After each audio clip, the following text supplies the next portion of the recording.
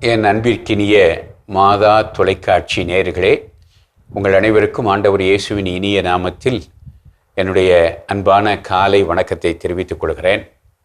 இந்த நாளுக்கான இறைவார்த்தை எசையா நூல் 58:11 திருவசனம் ஆகும்.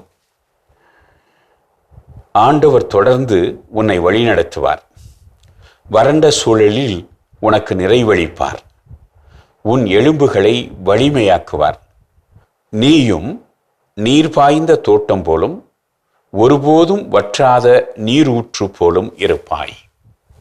ஆண்டவர் கடவுள் தொடர்ந்து உன்னை வழி நடத்துவார் என்று எசையா சொல்லுகிறார். அப்படி என்றால் என்ன அர்த்தம்? கடந்த காலத்தில் நம்மை வழி நடத்தியவர் கடவுள்தான்.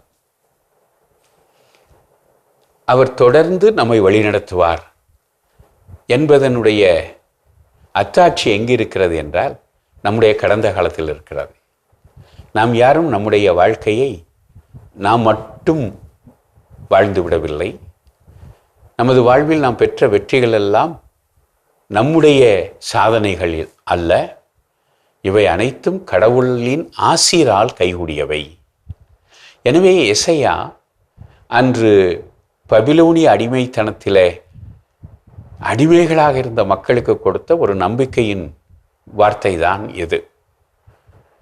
உங்களை கடந்த காலத்தில் கடவுள் வழிநடத்தி இருக்கிறார், தொடர்ந்து உங்களை வழிநடத்துவார். நாமும் சிறிய அளவிலோ பெரிய அளவிலோ இன்று நன்றாக இருக்கிறோம், நாம் சிறப்பாக வாழ்கிறோம் என்றால் நாம் மட்டும் அதனை சாதித்து விடவில்லை. கடவுள் நம்மை வழிநடத்தினார். நேற்று என்னை வழிநடத்திய கடவுள் இன்றும் நாளையும் வழிநடத்துவார். அதுதான் இறை நம்பிக்கை.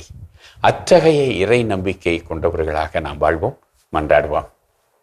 எங்கள் அன்பு தந்தையே இறைவா, நீர் வரலாறு முழுவதும் உம்மை நம்பிய அனைவரையும் கைவிட்டு விடாமல் பாதுகாத்து வழிநடத்தி வந்திருக்கிறேன்.